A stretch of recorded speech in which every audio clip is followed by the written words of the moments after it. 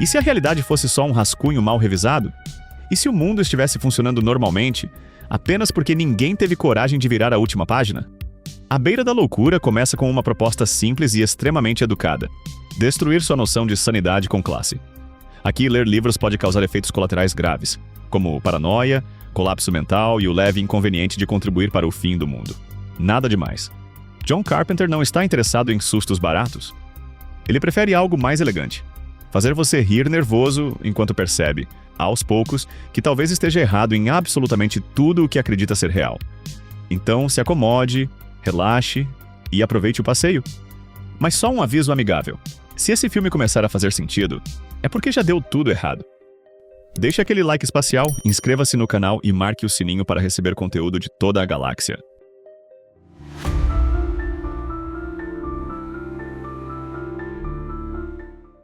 Lançado em 1994, A Beira da Loucura é um filme de terror psicológico, horror cósmico e meta-terror, dirigido por John Carpenter.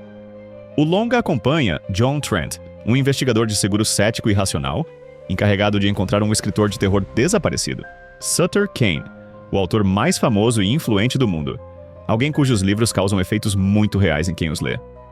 A ambientação mistura cidades comuns com locais impossíveis, estradas que não levam a lugar nenhum e uma atmosfera constante de paranoia.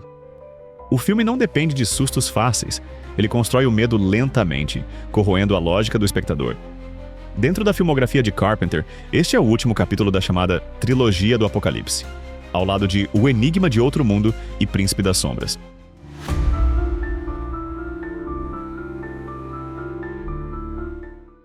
John Carpenter é um dos maiores nomes do terror no cinema.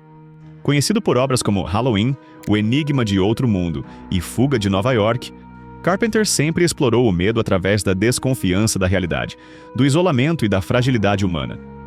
A Beira da Loucura surge como o capítulo final da chamada Trilogia do Apocalipse, ao lado de O Enigma de Outro Mundo e O Príncipe das Sombras.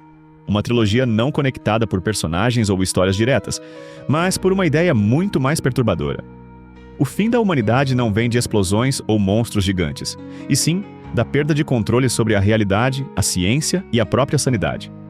Em A Beira da Loucura, Carpenter leva essa obsessão ao limite. Aqui, ele não quer apenas assustar. Ele quer confundir, provocar e fazer o público questionar se o terror está na tela ou na própria mente de quem assiste. A direção é fria, calculada e propositalmente desconfortável, criando um filme que parece estar sempre um passo à frente do espectador, desmontando certezas e deixando a sensação constante de que algo está profundamente errado, mesmo quando nada, aparentemente, está acontecendo.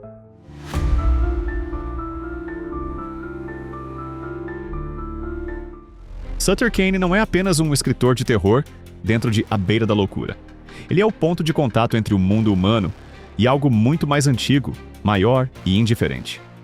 No universo do filme, Kane compreende algo que poucos personagens do terror jamais entenderam. Histórias moldam a realidade. Ele não escreve apenas para assustar ou entreter, ele escreve para preparar. Seus livros funcionam como portais conceituais, acostumando a mente humana ao impossível, antes que ele se torne inevitável. A entidade com a qual Kane trabalha nunca é plenamente revelada, e isso é intencional. Ela representa forças primordiais semelhantes aos grandes antigos de Lovecraft. Seres que não desejam dominar o mundo por meio da força, mas simplesmente retomar aquilo que nunca deixou de ser deles. Kane não é um servo comum, nem exatamente uma vítima. Ele é um colaborador consciente, alguém que entende que a humanidade perdeu sua relevância há muito tempo. O mais perturbador é que Sutter Kane não mente. Ele não engana seus leitores, ele os informa. A loucura surge não porque as pessoas são manipuladas, mas porque a verdade apresentada é insuportável para a mente humana. Ao ler Kane, o público não enlouquece por influência sobrenatural direta, mas porque passa a enxergar o mundo como ele realmente é. Nesse sentido, Kane funciona quase como um profeta apocalíptico moderno. Ele não empunha armas, não lidera cultos secretos e não realiza rituais em cavernas esquecidas. Seu altar é a prateleira de livros, e seu culto é formado por milhões de leitores.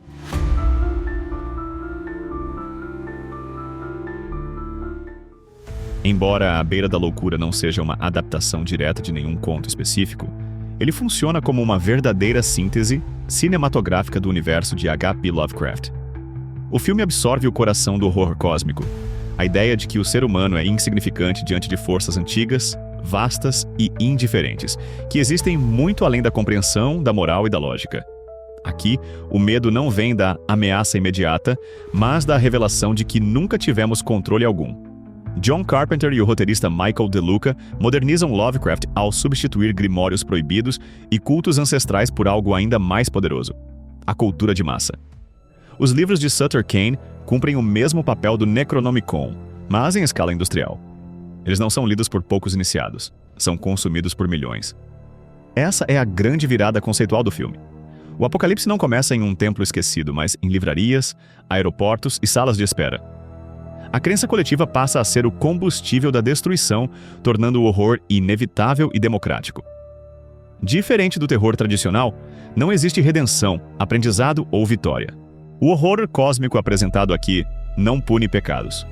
Ele apenas revela verdades. Verdades tão grandes e tão absurdas que a mente humana simplesmente não foi feita para suportar. Ao final do filme deixa claro que, no universo de À Beira da Loucura, não importa se você acredita ou não. A história já foi escrita.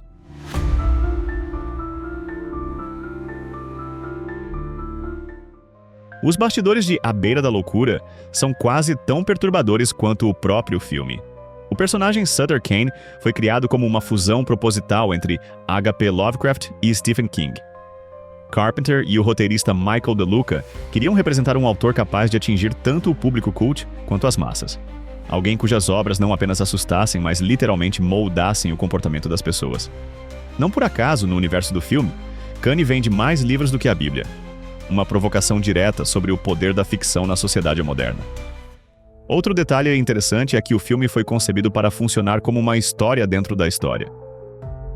Diversas cenas foram pensadas para gerar no espectador a mesma confusão mental vivida pelo protagonista, criando situações onde não fica claro se estamos acompanhando eventos reais, memórias distorcidas ou trechos da própria obra de Sutter Kane.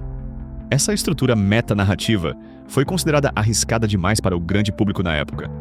No lançamento, o filme foi um fracasso comercial, muito por conta de campanhas de marketing mal direcionadas e do fato de que o público dos anos 90 ainda esperava um terror mais convencional. Com o passar do tempo, porém, À Beira da Loucura foi redescoberto e elevado ao status de cult, especialmente entre fãs de horror psicológico e cósmico. A trilha sonora, composta pelo próprio John Carpenter, utiliza sintetizadores repetitivos e notas dissonantes para criar a sensação de colapso mental e a inevitabilidade, como se algo estivesse constantemente se aproximando. Essa música não serve apenas como fundo, mas como uma extensão do terror psicológico do filme. Por fim, muitos fãs acreditam que o próprio ato de assistir ao filme completa a proposta da obra. Assim como os leitores de Sutter Kane dentro da história, o espectador também consome aquela narrativa, tornando-se simbolicamente parte do horror.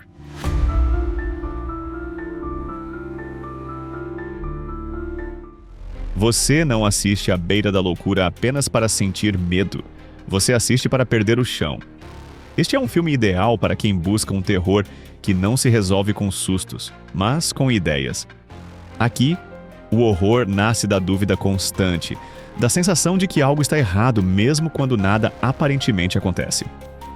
O roteiro provoca o espectador a desconfiar da própria percepção, transformando cada cena em um pequeno teste de sanidade. Se você aprecia histórias que brincam com a quarta parede e com a noção de realidade, este filme é praticamente obrigatório. Ele questiona o poder das narrativas, da mídia e da crença coletiva, sugerindo que histórias podem ser tão perigosas quanto armas, talvez até mais. Para fãs de terror cósmico, À Beira da Loucura funciona como uma ponte perfeita entre o Lovecraft clássico e o terror moderno. Não há conforto, não há heróis invencíveis e não há respostas definitivas. Apenas a percepção incômoda de que a humanidade é pequena demais para compreender o que realmente governa o mundo. Também é um prato cheio para quem gosta de cinema autoral. A direção de John Carpenter é segura, provocativa e consciente do próprio legado, entregando um filme que conversa com o espectador de forma direta, quase desafiadora, como se perguntasse: você está preparado para aceitar a verdade? No fim das contas, À Beira da Loucura é um daqueles filmes que continuam existindo depois que acabam. Ele permanece na mente, se infiltra nos pensamentos e faz você repensar tudo o que acabou de ver. E isso, por si só, já é um excelente motivo para assistir. À Beira da Loucura não é um filme que termina. É um filme que permanece.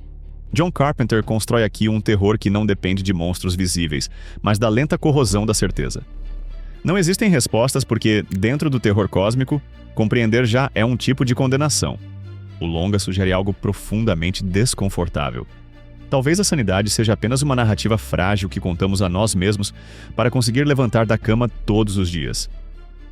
Quando essa história começa a falhar, o mundo não acaba de forma espetacular. Ele apenas segue em frente. Ao transformar livros e histórias em ferramentas do apocalipse, A Beira da Loucura deixa claro que o horror não vem de fora. Ele se instala no momento em que aceitamos olhar de perto demais. No fim, não somos vítimas, somos leitores. Se você curtiu o vídeo, inscreva-se no canal e faça parte desta grande tripulação. Obrigado por assistir e até o próximo vídeo.